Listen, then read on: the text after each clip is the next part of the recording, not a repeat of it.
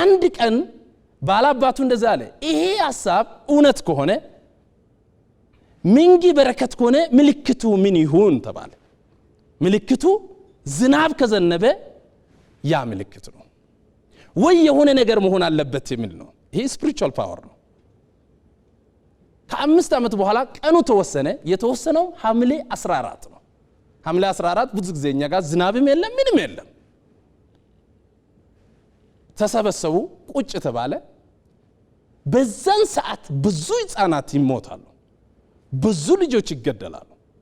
አይ በካራ ላይ ማስቀረት አለብን ብሎ ሽማግሌዎቹ ወሰኑ ከብዙ ውይይት በኋላ ቁጭ እንዳለን ከተወሰነ በኋላ አንድ ትንሽ ጠቦት በግ ይዞ መጡና ወደ ሰማይ ወደ ፈጣሪ ጸሎት እናድርግ ተባለ ጸሎት ተደረገ እኔም ቆም ያለው ሚንጊ በረከት ነው እንጂ እርግማን አይደለም አልኩ ያንን ካልኩ በኋላ በቅጽበት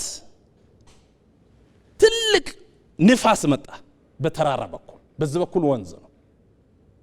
በወንዙ በኩል ደግሞ ዝናብ መጣ ዝናብ አቧራ ሁሉም አንድ ላይ ሆኑና ዘነበ ለ3 ሰዓት ያህል ዋው ላለ ተገረሙ ሚንጊ በረከት ነው እንጂ እርግማን